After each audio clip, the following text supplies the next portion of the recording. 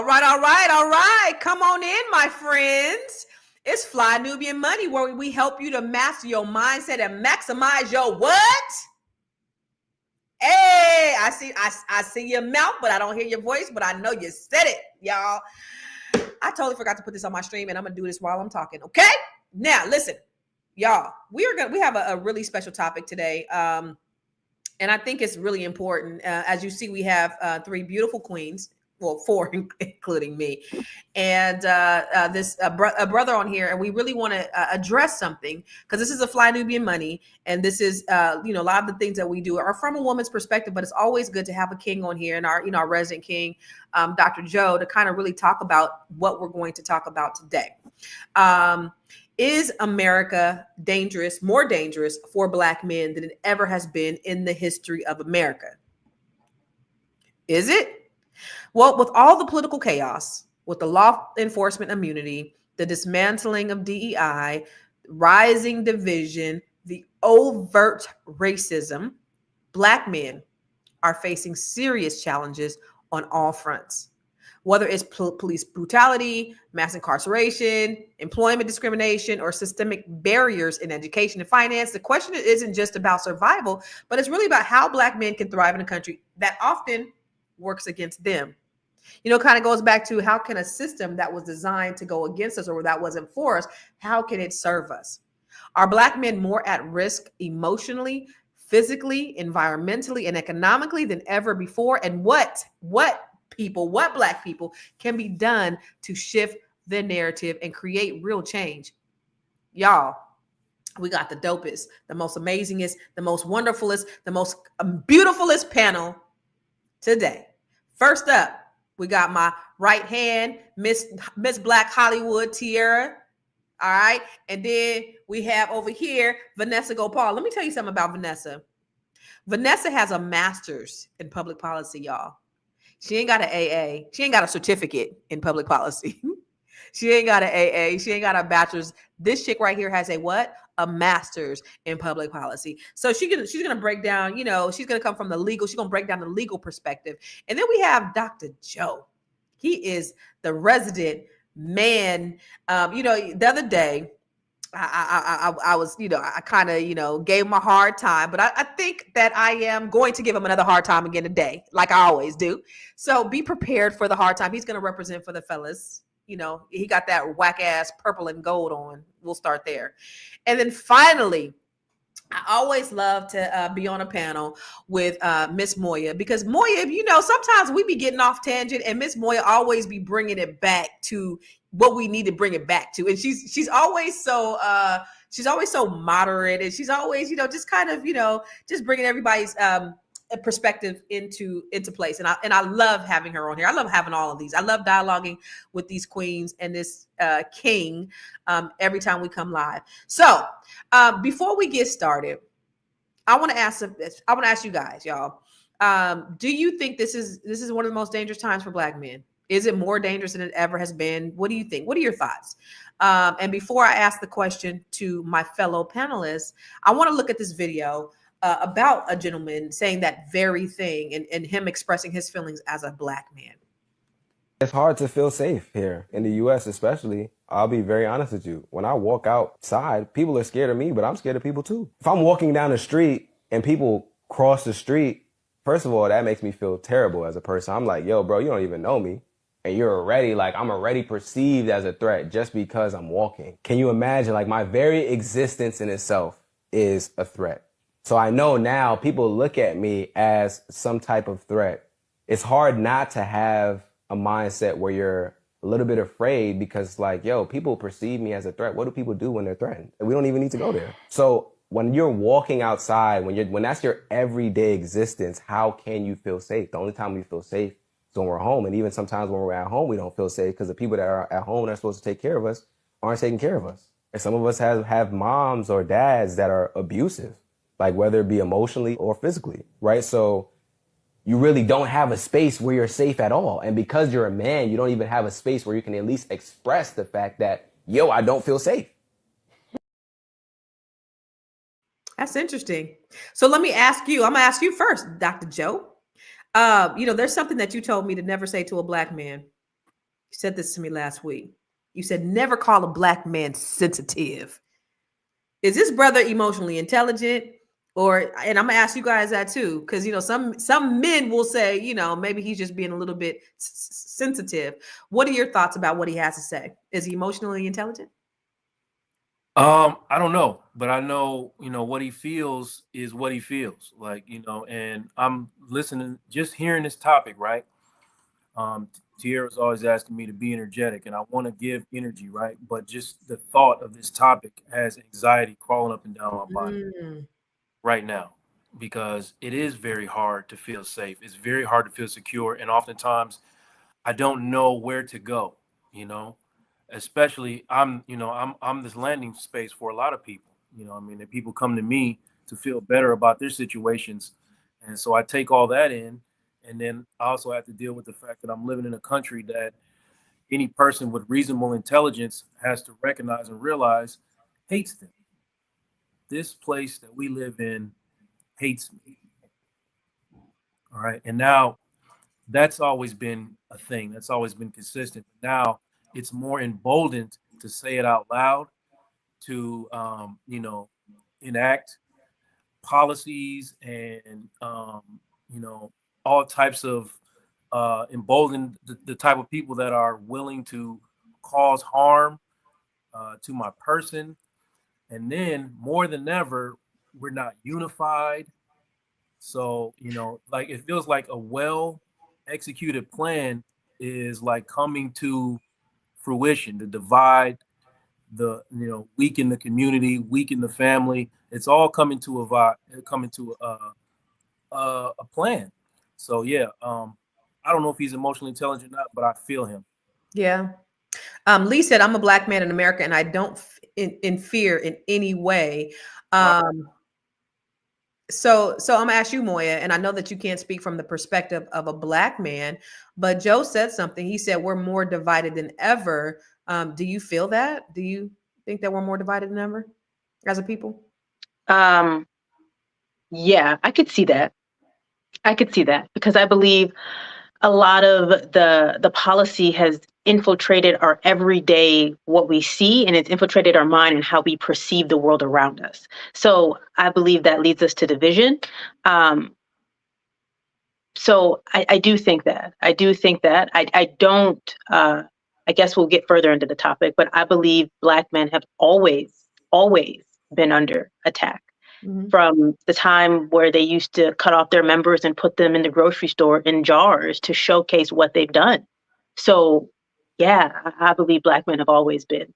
Yeah, it goes back to that joke that says the first time a white man saw a black man's genitalia, that's when racism started, the inferiority complex. Yeah. For you, Vanessa, do you think that this is the most dangerous time for a black man? I don't know if it's the most dangerous time, to be honest. I mean, I grew up with a father that was raised in Selma, Alabama, so some of the experiences that he told me were extremely graphic, and being that he had to walk to school seeing black men and women hung from trees, and that was a walking to school. So, but I do think that it's an ingrained fabric that hasn't let up. So while the racism isn't as uh, vivid, it's still ingrained in the system so much that if you don't have the capacity or the resources or the family to educate you, to help you run businesses, to help you get out of this fabric in a way, then I think it can be perceived as detrimental as it was back then. But in history of America, I'm going to say I don't think so, at least not yet. Just based on the experiences and the stories that I've been told by my father. Okay. Gwen, I know you said we got to do a break, but we only been on 9 minutes, baby. We only been on 9 minutes. We got 3 more minutes to break. So can I ask you a question, Tira? Can I ask you a question, please? It's time for commercial. All right, break. It's a good show right here. but I'm biased. If you are just tuning in, you are watching Fly Nubian Money, where we help you master your mindset and maximize your money. My name is Tiara Williams. I'm also known as Miss Black Hollywood, and I'm the proud producer of this show because it is lit. If you want to receive notifications for when we go live Monday through Friday, 1 to 2 p.m. Eastern Standard Time. All you have to do is text the word Queens to 87948. That's Queens to 87948. That's QUEENS to 87948. Also, if you want to grow your money and not blow your money, all you have to do is go to flynubianmoney.com. There's all kinds of resources, there's courses, there's free giveaways. There's just no reason to be broke in 2025. All you have to do is go to flynubianmoney.com. Obviously, you don't want to be entertained here. You want to know enough to grow. Wait, I need to put that on a shirt. You got to know to grow. Got to know to grow. So know and grow with flynubianmoney.com. Pan-African Hannibal, when was we talking about dating white men? I was I not on that show when we was talking about dating white men? Was we saying was that a thing? Did y'all have that topic when I wasn't here? I don't know. Anyway, What are you talking about? Yeah, because I ain't never talked about dating a white man. I ain't never had the desire to date a white man. But excuse me, Vanessa talked about, well, I'm not sure if it's the most dangerous time, but maybe like mentally it might be the most dangerous time for a black man. I mean, what do you think? Do you think it's dangerous because our mental health is really challenged? We have all these things coming at us. We have a lot of propaganda that's going on, maybe the warfare on our mental and on black men's mental health. Is that an all-time high? Is that what it is? What do you think?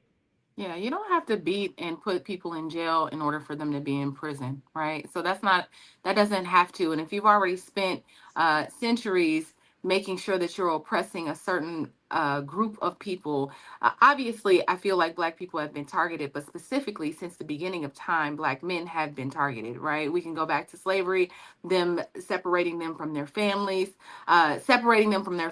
making sure that they're taking the Black man out so they can then, use the Black woman as a workhorse and have more children so she can, just taking away the strength. And just like us seeing that throughout history, we saw that, them taking Black men, in the 60s out of the home, giving welfare. There's just, I feel like, and now we see that, right? Where it's like more than 50% of Black men, Black women are single mothers, right? They're not living in the home with men. And I just think that is because of what we've had to withstand as a community and Black men. So I believe that this is a time that is very dangerous for Black men and for different reasons. I'm not a Black man, but I think about employment. I think about how like Black on Black crime. I think about police brutality. I just think about all of these things that really put the Black man, and again, just his existence. When y'all hear that video, he said, just me breathing, just me walking outside is a threat to someone else. Like, that's, when you think about it, that's so dangerous and that's so scary. And I'm not here to fear monger, but I'm like, that's a reality for him. That's a reality for a Black man that I can't relate to. When I walk outside, I'd be like, hey, my neighbors be like, how you doing? It's not that, right? So don't let him have on a hoodie or like, or whatever, or look like the suspect of whoever, or fit the profile or whatever that is, so I think it's a lot saying that this man said just his existence is a threat. Like, Yeah. That's scary. Sir Michael said, where does he stay?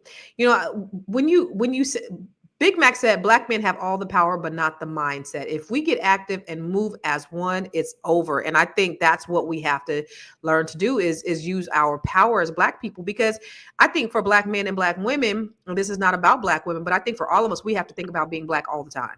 It's not something that's just not, it's like, we got to walk out and we have to, we have to act accordingly. when we're in places and spaces where we're not the majority. We really have to think about who we are. And when you look at the history of this country and you look at, just like Moya talked about, enslaved and the things that they have done to Black men over the period of time, and then after slavery, then you start criminalizing Black men for minor offenses and the Black codes, and now you're imprisoning them. And now you've also propagandized the Black men by saying that they are the brutal, they're the savages, we're lazy, we're all of these things. Once we start working for y'all for free, now we become lazy. And now we are the monsters that and that's a media propaganda that's been put out. But the dangerous part about, I think, that is that not only have they put it out, which is, the story belongs to who writes it, right? Whoever has the ears of the media, whoever owns the media, they can put the story out. The dangerous part to that is that we've started believing it, us. Yeah. And so just like Big Mac said, if we get active and start moving as one, it's a wrap. Why do y'all think, Joe, why do you think there is such an effort and a targeted attack against Black men to emasculate Black men, right? Because they want to make y'all, they want y'all to put on dresses on so that you not look so threatening, to criminalize. But why is there such a huge focus on making sure that Black men are weak? Because what is the system, and this is just my opinion, but this is a fact. What is the system designed to do? Honestly, it's designed to uphold white supremacy, right? It's designed for that. It's what it's always meant to do since the beginning of this country. So weakening the Black men is probably the number one thing on the agenda for upholding white supremacy. And if I'm wrong about that, like, tell me. You know what I mean? Like, it makes the most sense to do. Like, if I want to be, if I don't want to give up my white privilege, obviously I want to continue to weaken the Black man, because a weakened Black man is also, believe it or not, a weakened Black woman. You're doing, For sure. you're doing two things at once. Mm-hmm. So allowing, because the woman's gonna stand, she's standing tall, right? She's always gonna stand tall, but she can only do so much. You know what I mean? She can only do so much, and now she's tired of what? Fighting the Black man, or pulling the Black man back up, or all the things that go into, like, I can go down a rabbit hole with all this stuff, but it makes the most sense. If I want to maintain white privilege and white supremacy, obviously I have to keep down the Black man, because the Black man is powerful. That's why we're public enemy number one. I saw a T-shirt when I was in college, and I never forgot it, man. A T-shirt said, "Educated Black man, danger, danger, danger." It's the most dangerous thing in the world. A Black Smart. man Hoover knows said that. who he is, a Black man that knows and understands who he is and what he is. That part. That is a detriment to the American system. It's the biggest opponent to the American system, and we know that. Mm-hmm. Know that. So yeah, it makes sense to do what they're doing, and we, but I do agree with what one of the brothers said. It's the best time to be a Black man. I agree with that, because it's an awakening right now. If you really are paying attention, you understand what it is, and you understand it's an opportunity, and then you know that these people are not coming to save us, or they're not meant to save us, help us, or do anything. Their education systems, all their systems are not meant. We have to do other stuff. We have to, or we're going to stay where we are, or we're going to be backwards like we are right now. Look at this fucking idiot. I mean, go ahead, somebody else, man. I feel you. Listen, I hear all that. Somebody I else. feel you. Vanessa, you Yeah. chomping at the bit. You look like you want to say something. I do, because I always say that no one is coming to save us. And I think that that's the common ground that we all need to learn and accept. So if we don't educate our children, if we don't educate our community, if we don't uphold our Black men don't uphold our Black women, then the system will fall. We can't rely on a system to be for us. It's never been for us. So even when I hear people DEI initiatives, yeah, it does suck. But keep in mind, most of these initiatives were put into place in 2020 when it was like, oh, BLM. So we've been operating without that. So I think now more than ever, it's like now I'm taking something away, but y'all was never for us anyways, if I'm Right. being real. So we've always navigated through a system that isn't for us. And like, some of the comments have been saying, this is a great wake up call, because one thing that our predecessors did is they fought civil rights. They fought. When my dad got arrested 5 times, Bloody Sunday, he was marching, sit-ins, like they was 10 toes down. They was fighting. I feel like the generation afterwards, we've kind of started relaxing. And so because we've been so relaxed, now we feel like our rights and things are being taken away from us. But this is a great time to coordinate and say, okay, well, I'm only going to spend with Black companies. Cool. That's how you feel? Great. I'll keep my money, grow my businesses, build my community. And that's how we save ourselves. Like, the system isn't going to do it, period. Like, it's never going to do it. So people that are waiting around for the government to come and save them, you will never be saved if you're Black, because they don't like your ass. Ooh, they Period. don't like your Black ass. Moya, Lee said, I don't think that we'll ever move as one. Unfortunately, it's the educated against the allegedly uneducated. And that's the problem that we have in our Black communities. What do you think about that? I feel like this has been an ongoing topic. I feel like I, I feel like we have the same conversations like every 100 years. I feel like it's the same thing between W.E.B. Du Bois and Booker T. Washington in terms of, like the educated and the talented. I mean, we need everybody. We need people who are educated. We need people who didn't take their traditional education route. I feel like we need all of us. And we have never been on one accord, except when it comes to them attacking us as a person. So as Vanessa was saying, that this is the best time for us to wake up and say, hey, they've never been for us in the way that we really needed to be for us. We attempted to use those tools that they gave us to tear down their house, and it's not going to work. So at this stage, we have the opportunity to put together a new set of tools based upon what we have at our disposal, whether it's social media, whether that's teaching our kids how to code, whatever that may be, that can now be used as a way to further our mission, which is self-sufficiency and That's what it money. is. And you talked about the tools, Tierra. What are the tools? What are the new tools that Black people need to be using? Our spending power, our spending power, the internet, right? We need to. I know we talked about this before. There's a blackout coming up, and so last week we talked about on the show about making sure that we are communicating with one another using text, spreading the word. I mean, remove her. Spreading the word. And just patronizing each other. I think that's most important. Really, just seeing each other, shifting our mindset being the first thing that we can do before anything happens, right? Us seeing our brothers and sisters and not buying into a story that are, the things that people tell. Like you said, we embrace those things. Black businesses, Black people don't do this. They not good at that. I don't like, it's like this thing that we grab a hold to. And it's the reason why we only patronize 2% of our Black businesses, right? If we have $2 trillion in spending, that power, and we're only using 2% of that to patronize each other. I feel like that alone could save the Black community. Just us Right. simply going to one another for the things that we need. That would save us. That would save us. We went from 2% to 10%, and then go from 10% to 50%. 50% would just, we wouldn't need nobody. They couldn't tell us shit. If we That just get part. there, right? So I just That think it's part. a shift. I think it's a shift in mindset, but I do still wonder if we're saying what we're saying, if what I hear is if we insulate ourselves, right? Um, that means that our Black men are less in jeopardy or less vulnerable to the society that we live in. Is that what we're saying?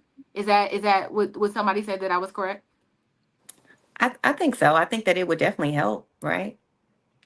I mean, I think that if we support one another, if we support our businesses, if women we're supporting our kings, and I think if that's done with our children, it will definitely help. I don't know if it'll end all the American racist fabric that has been ingrained in the system, but for sure it will help. I mean, just alone, like you were saying, Tiara, I mean, what does $2 trillion look like going into the Black community every year? Like, what does that look like? I mean, just can you Shit. imagine that? What about 20 billion of it? Or what about, if Even, we had more than 2% going into yeah, our community? exactly. Like, That'd be what, you know what crazy. I'm saying? Like, just think about Black men that own businesses, right? And them getting a big share of that money and what that does for your family, what that does for your confidence, what that does for your community power, how you can empower your community. Like, just that thought alone, like it's a game changer. Mm-hmm. All right, we're gonna talk more about it when we come back from the break, because I really want to talk about the economic power that we do have and the mindset shift, because I think those are two things that we really need to focus on, Black people. That's really gonna make a difference in our community, in our leadership, because our leadership, when we look at leaders, our Black men should be the head of the households. It shouldn't be a Black woman. It should be the Black man.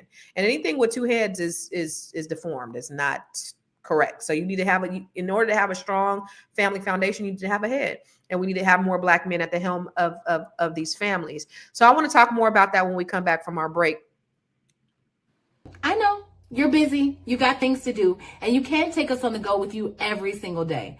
Good news for you. We are now on Spotify. So if you can't watch us, now you can listen to us on Spotify.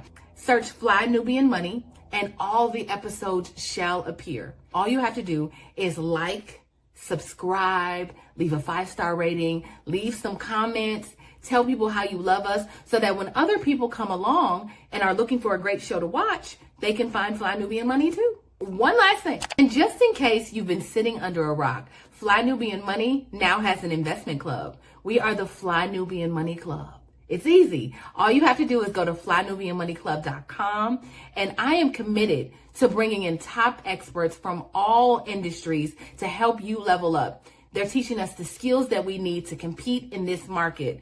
We often say that nobody is coming to save us, not the government, but guess what? We're coming to save us. I'm coming to save you with the Fly Nubian Money Club. So listen, all you have to do again is go to flynubianmoneyclub.com. We have a 30-day free trial set up just for you, just for those people that are struggling. Even if you ain't struggling, you ain't got to struggle. I'm coming. Okay, let me stop playing. I'll see you soon. So, there's a comment that says, you really believe that they are going to allow us to be self-sufficient? Hell no. Allow. Well, I think there's two levels to it. We're talking about the economy, but we also have to talk about politics as well. I think we have to get more active in that as well. I think it's a two-pronged approach that we need. Okay, so going to his question then, Moya, do you really think they're going to allow us to be self-sufficient? I mean, if that's it sounds like it's coming from a man. What is that saying about him in his manhood, about somebody letting him do something or not? Because to me, it sounds very defeated. It sounds very weak. What do you think, Moya? Well, Constance, I can see where you're saying there. I think you're right, like in terms of allowing. So we definitely have to take a stronger approach. What you think, Black Panther right over there? What you think, Vanessa? I mean, getting in a mindset of you're not going to allow, you can't be led by the mindset of, is someone going to allow you to do anything? Our ancestors broke the door down. Like you have to, there's so many resources. Tiara just dropped one. We have so much information now, more than our ancestors had. We should not be asking permission to anyone to allow us to do anything in terms of being self-sufficient. You can run a business. You can get on Dr. Boyce's network, learn how to invest. Yeah, I mean, there's just so many resources that in this day and age, and because I understand mentally how draining, like Tiara was saying, my fiance really, we didn't have some deep conversations about looking at properties and buying in South Africa, because he's feeling a little bit of anxiety, even though he's not saying it in that way. I know what that is, right? But you still have to move. We have so many resources. We need to move like it that our ancestors didn't have, and they still got shit done. That part. So we're not allowing anyone to hold us back, because that's the opposite. You're going to allow someone to not make you self-sufficient. I don't know. I don't think you shouldn't have those excuses. If you want to be self-sufficient, you better find a way, especially in this day and age. That sounds like the most uneducated slave thing that I've heard a Black person say. Not an educated slave, because there was a lot of educated, rebellious slaves, but that sounds like, you think master gonna let us do that? I mean, come on, Negro, please. If you don't gather yourself and get your shit together and get information and start taking shit, don't ask for permission. You could ask for forgiveness, but don't ask for permission. Your lives are at stake. Our legacies are at stake. Our children, our communities are at stake. And you don't ask these white motherfuckers for something? Shit. Tiara, there was Tara, I feel you, Constance. You think they gonna let us do that, boss? I mean, okay, I hear what you're saying, right? Like, I see Big Mac. He said, I think Black men need to stop operating in fear, right? That part. But I also wonder, because we're leaving out a part. We just had a video with a Black man saying, when I walk outside and me breathing, me standing in existence is a threat to other people. How do you operate in a system? You saying you better get up when you can walk, just breathing, you can get shot down. So I understand on the flip side of what's being said, like, there is a real danger here. Like, I'm not saying like in every moment there's a danger, but I'm saying there's a feeling, there's a trauma that is there that Black men feel. And I think we just gotta, or Black people in general feel, and we just gotta acknowledge that lives. And without proper therapy, without proper like process of undoing that, you ain't gonna hop up like a boss and be like, let's get it popping, because you don't even think you worthy of that. So how we gonna get to worthiness if we ain't even dealt with like the traumas that we feel? Like, that's not real life. That's not real. And so I'm gonna put it there. We can go to Joe on that, but like, if you feel trauma, you're also not gonna operate in your best self. You're not gonna have the confidence to get up and just move like a boss. You're just not gonna do it. But from what I'm seeing in the comments, and Joe, I want to let you answer that. From what I'm seeing in the comments, a lot of Black men aren't feeling that. It's kind of like if I go somewhere, I don't go fuck about what nobody else is doing. When I walk in a room, I used to be with my assistant or my ex, and they'd be like, you see that person? They looking at you. I don't give a damn what nobody thinks about Constance Carter, because I'm so confident in myself that I don't give a damn. And this man is living and breathing on, oh my God, I can't breathe. They're going to run across you. Why are you worried about everybody else? If you have the confidence in yourself, and perhaps he needs to be on Joe's couch, because if he's so worried about what everybody's thinking about him, of course, we got to think about being Black. And of course, being, like James Baldwin said, to be Black in America to be relatively conscious is to be at a rage at all times. So we are aware, but to be embodying that fear, I don't think so. What do you think? But we have the resources now. That's all I'm gonna say. We have the resources. But we also have people, Gwen. Okay, I want to run a video because, and this I want to hear what Joe got to say first. I'd like to hear what Joe has to say. Me too, Joe. What you got? No, I want to hear what Joe has to say, but I want to run that video of the go ahead, Joe. Let Joe talk, and then we'll run a video. I'm moderating. That's true. Fear. I'm just kidding. Fear of anything is the same. You know what I mean? Yes, Big Mac is right. We don't need to operate in fear, but we don't get a person to not operate in fear by telling them that their fear is invalid. Right. Yes, Vanessa is right. We do have resources and we do have ways to, move and operate in this country together. These things are really true. But like I said, you don't get a person to do what they need to do by telling them that their fear is invalid. You just don't. That's just not how fear works. Fear is, basically being scared of something unknown. We don't know what's going to happen. Yeah, I live in a country where I have two sons that could walk out of this house. I live in Dallas, Texas. They could walk out of this house and they could say or do something to the wrong person and not come home, and there could be no consequence for that. I live in a country where that is very much possible. So you want to tell me not to be afraid of that? I don't know how you tell me to do that. I don't know how you tell. I could walk out the house and have one bad day and somebody could shoot me down.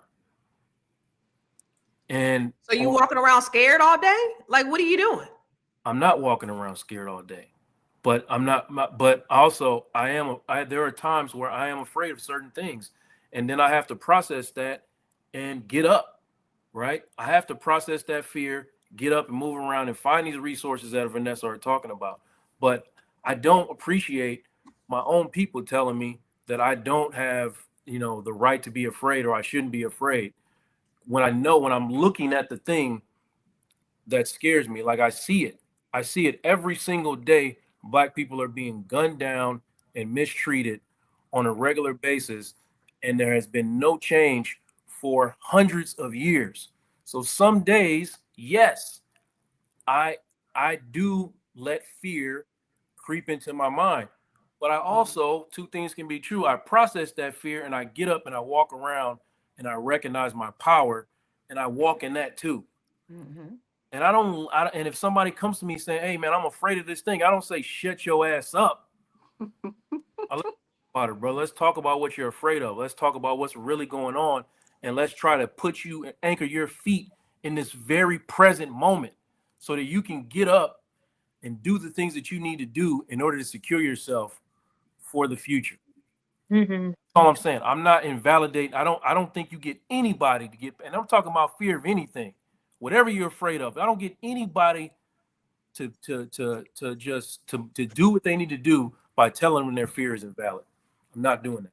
Okay, you're a therapist, of course, but I'm gonna tell you, No, I'm not gonna tell you your fear is invalid. I'm not gonna tell you your fear is invalid, but I am gonna tell you to man up because I have boys too, right? So I'm not gonna tell them to walk around in no damn fearing everything, because regardless, here's what I know: whether they're fear or whether they have fear or whether they're fearless, whatever's gonna happen is gonna happen.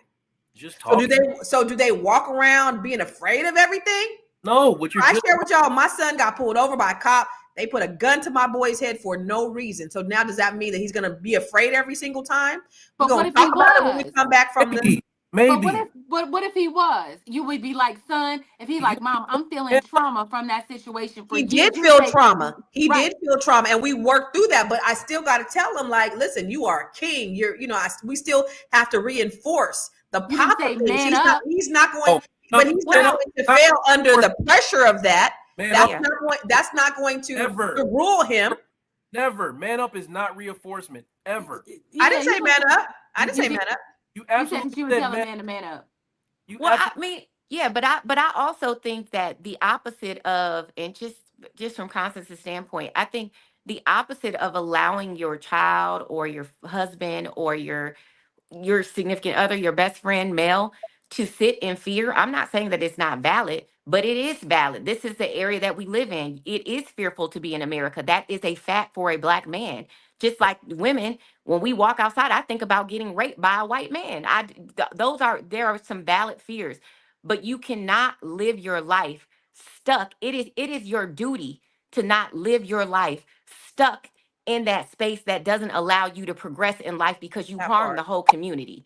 It is That a fact. That's what we live in. So I'm not saying that it's invalidated, but you got to work through it. You got to find the resources or the process or something, because if you just allow it to manifest and sit in it and just take you down, it is no help to us as a Black community. But it That's keeps absolutely. happening. agree. It keeps happening over and over again. So it's not like it happened once. It's like every time it's reoccurring. These traumas are being Yeah, but and we've seen, At some and also point, black men have been successful reoccurring. We've grown out of a lot of stuff, and that's reoccurring as well. And it's because of us not operating and sitting in fear and wondering how they're going to stop us, that has been allowed.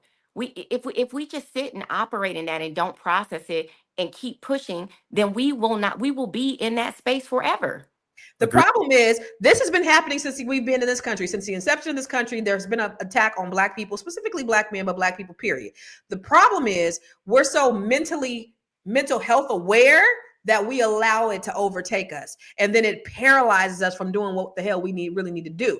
We're going to talk more about it when we come back from break. Hey, it's Dr. Javette, brand your brilliance coach and monetization strategist. I am partnering with the Fly Nubian Money Club to help you Turn your natural gifts into big business. I help my clients build 6 and 7 figure businesses by branding their brilliance. You know, that thing that comes easy to you, the thing that you can do with your eyes closed. That thing, that's your brilliance. And now it's your turn. Join me on February 22nd at 10 o'clock a.m. and I'll walk you through strategies that can change your life and business forever. Don't miss this opportunity to brand your brilliance. I'll see you in class.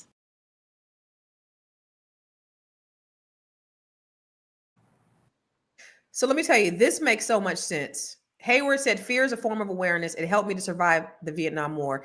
He's a man of a certain age. It's my dad's age. My dad was in the Vietnam War too. And my dad was a corporal and he had to lead. You know, he was a squadron leader. And so he was responsible for a lot of people's lives being in the Vietnam War. And so I see why he says what he says, because he's a man of a certain age. But we can't think no more like that, sir. Like, we can't think what white people gonna let us do and what white people ain't gonna let us do, because in order for us to get anywhere, or where we've always had to go, we've had to take it. They were not giving us anything. So we cannot continue to say, well, we're not going to come together. White people ain't going to give us nothing, because we got to just take that shit.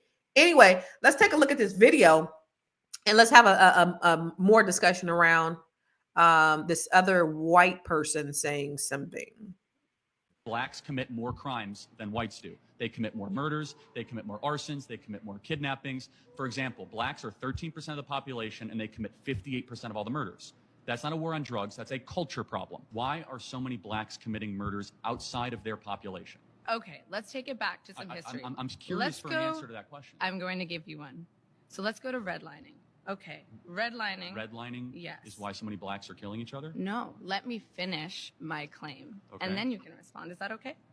Okay, so redlining, federally mandated or sustained by the FHA, right? Separating Black Americans to specifically impoverished and relegated areas of the country. We are incapable of buying homes and putting equity into neighborhoods with lower crime rates and better educational systems.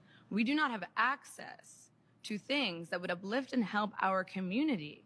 When you are put in an environment that promotes and reinforces social and economic inequality, you become desperate and are forced to do things that maybe don't align with your values. But what you're making an excuse.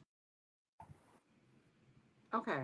So first of all, let's talk about the propaganda that this white man has been fed and believes, and that a lot of us believe the same thing because we've adopted that same bullshit ass thinking. But go ahead, Tierra, what you want to say about that? So I just wanted to say really quick, the operating, and we were just talking about it, but if let's just say this white man's narratives represents, I don't know, 50%, just half of the country and what they think. Like, if somebody is walking around thinking that way, I just wanted to say it'll just kind of keep people. Basically, it contributes to why someone would operate in a certain way, or why a man would feel unsafe, or why a man would be like, man, I just feel nervous just breathing, right? Like, we brought up the whole idea of that, or, pre-show, we brought up the whole idea of that man who was coming home to his own house. And a white woman was like, you don't live here. You don't live here. He was like, I'm coming home to my house. She was like, and then started running down the street and was like, rape. He tried to beat me up or rape me or whatever. And it was just because there was a camera there. So I just think that there's a real, my point is, if there are people around the country that are thinking this way, it does put Black men in jeopardy. And I just want to say that. I wanted to play that video just because I think that the people are walking around thinking this way. So I think it automatically puts us at a disadvantage, I think mental warfare is the worst kind of warfare that you can have. When you continue on your news stations to criminalize Black men, when you continue to put them into prisons, when you continue to not educate Black people, when you continue to just victimize Black people, and then you tell the victim, well, why are you being a victim? Why are you doing these things? And you've put them there, and every time they try to progress and build wealth, you've stopped it. You put laws into place. You've done all these things to stop them. So you do have a lot of white people who think that way. Those are a lot of your Fox News thinkers, and then some black people have adopted this same mentality. So what do you say, like Vanessa, if you heard somebody say some shit like this, what would you tell them? I mean, it's just interesting people's thought process because I'm not scared. I'm not scared of black men. When I see a white man walking down the street, and if I'm on the thing, I cross the street because I'm like, y'all shoot people, y'all kill people, y'all racist, y'all violent. So I mean, I just feel like you just have to look at the statistics. You have to look at the history, and I would just encourage education, which we all know that they're not trying to encourage, because I do believe that I don't know what percentage, but a large percentage of our population does think like that. So I mean, for us, like I said, it's imperative for us to invest in our own communities and for us to have black communities where, like we talk about this gentleman, the first question I wanted to know was, well, what neighborhood do you live in?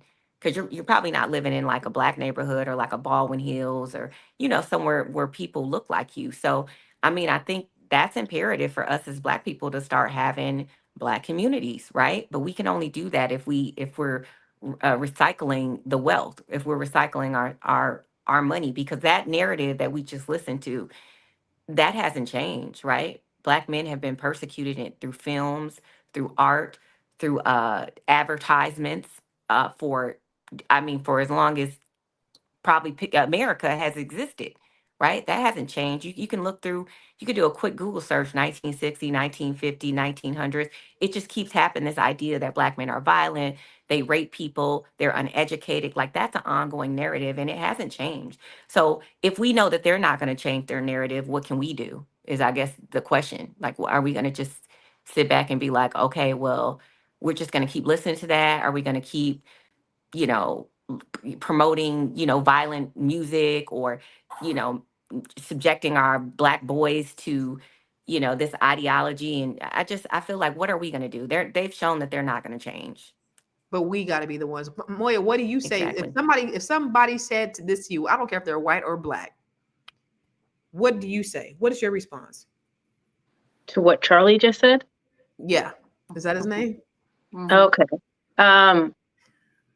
Well, I really don't have a response for what Charlie said. I think what we're talking about in the sense of us building up our own mind, I think the most profound thing said, there's a lot of things said, but mental warfare is a very real thing, as you said, Constance, because it really, really is.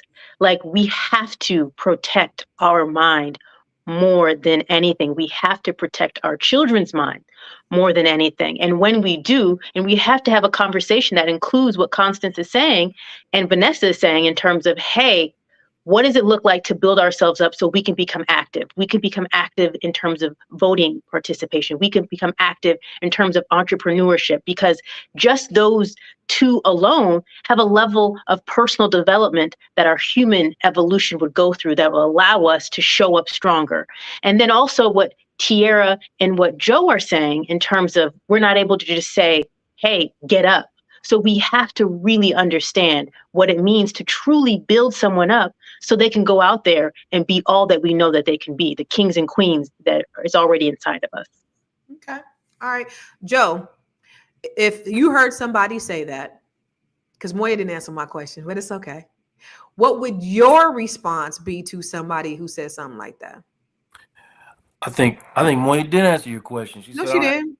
I don't have a response. I wouldn't have a response either. This man has found narratives that fit his objective because somehow, some way, black people have, I don't know, made his life harder in some kind of way. So he wants to believe things that are fundamentally untrue. So I don't know how many times I got to tell y'all this. I'm not going back and forth with people like this. Doing it. So if this man is in my space saying the things that he's saying, I'm going to look at him and say, you believe that? And he's going to say, yes, I believe that. Then we have nothing else to talk about. I do not have a response. You clearly believe things that I know for a fact are fundamentally. What are your facts? I don't need facts. I know that's not a fact. I don't want to hear whatever. I'm not going to go out of my way to sound smart or to try to prove my point against stuff that I know is not. He's not telling the truth. I know that he's not telling the truth, and I know that even if those things were true, that there's 1,000 reasons behind the fact that the black community is in where it is right now. And the number one thing is always going to be racism. It is this country is systematically and fundamentally racist. That is a fact that I will not be arguing with anybody about for the remainder of my life. Doing it. So these kind of conversations, you will not find me in them. I'm with Moya. I have no response. I'm, you know, Gemma and Moya, and I understand you guys don't want to argue. So I have trolls like that be on my YouTube page a lot, and I don't really respond to them. However, I know what's true and what's real, and I can tell you why what's true is true and what's real is real. But before I even do, Tiara, what would you tell this man?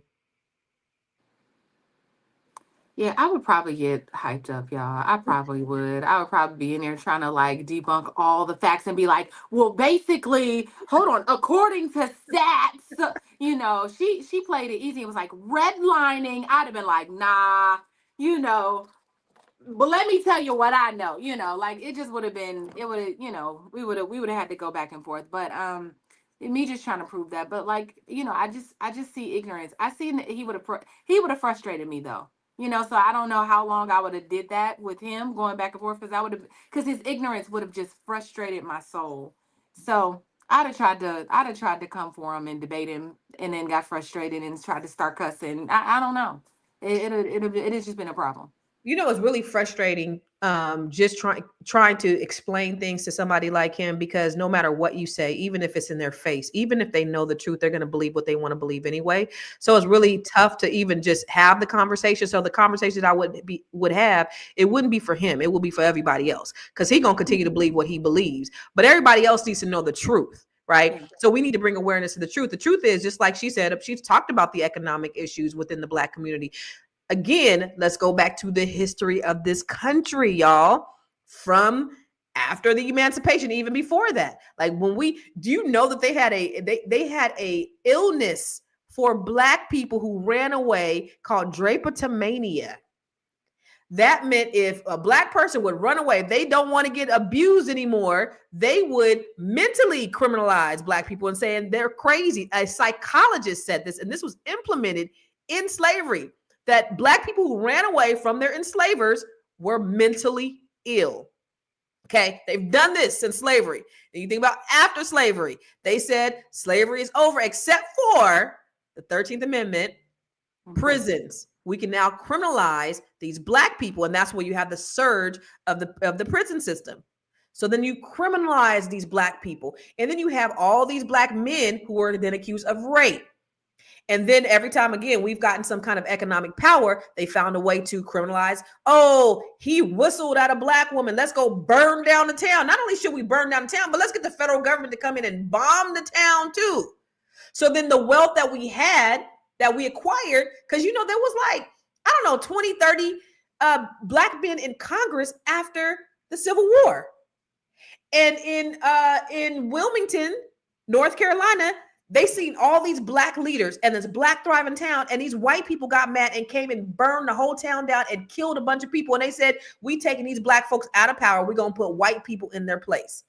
So you mean to tell me you're going to sit up there and you're going to talk about how we're criminals when you've been criminalizing Black people since the inception of this country, and you continue to do that, and you throw these rocks and then you hide your hands and you say, well, why are you like that? As if you didn't put me in the position that I'm in by, number one, you the atrocities, the physical atrocities, the mental atrocities, and then the economic atrocities. These were all caused by white people. Y'all did this. And then you're going to ask me why I'm here. Is absolutely crazy.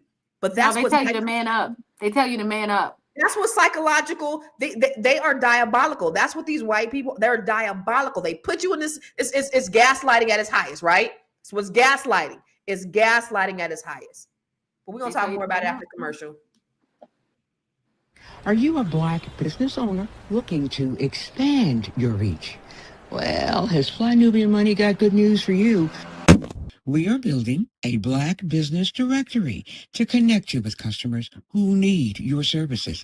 And here is the best part. It is absolutely free. Email us at info@realvirtual.net.